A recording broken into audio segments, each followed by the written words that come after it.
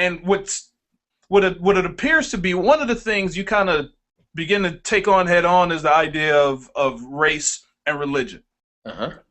Specifically, you got the line where you say, they said, I want to talk to God, but I need to climb the mountain. I'm thirsty for his revelation. Where the colored fountain? Where's the colored fountain? Yeah.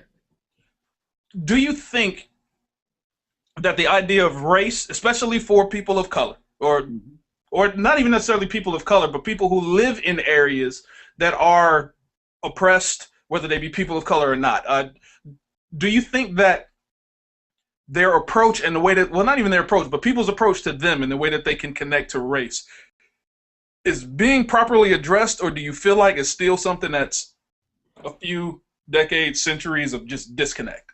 I definitely believe there are pockets of people who properly address, who properly handle the idea of difference, the idea of diversity, and it's just one of the things that I will say this on the front end. Is a lot of people are going to get caught up on the racial diversity aspect of my album, but my album also deals a lot with the social and financial diversity and prejudice. I mean, social and financial prejudice this world has.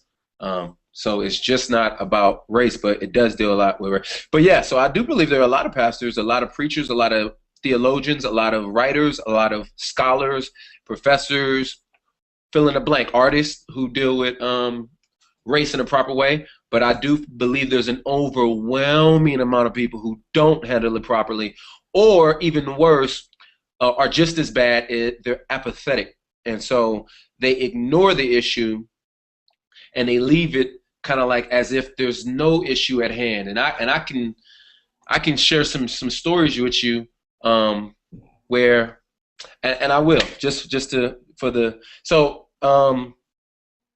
for instance, so there's a church that addresses that there's a church in the city of Atlanta that wanted to meet with our particular church that we attend and that we planted in Atlanta, and they're in a very dense African American part of the city, but it's a predominantly white church. And so one of their things was like, man, how do we get more black people in our church?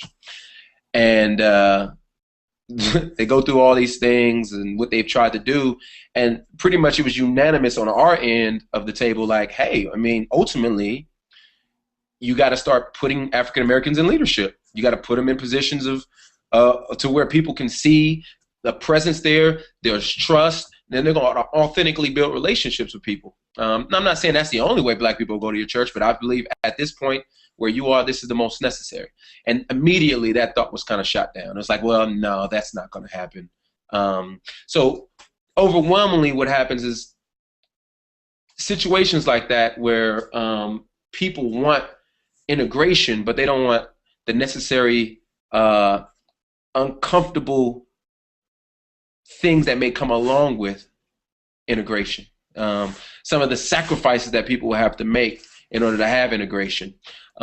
Because most of the time they just want homogeny and assimilation. They just want you to come in and sit at the feet, but nobody wants to kind of like reciprocate this idea of love and sacrifice. And the same thing with black churches. I mean, but my feel is like too many artists are already dogging the black church, so they don't need me to do.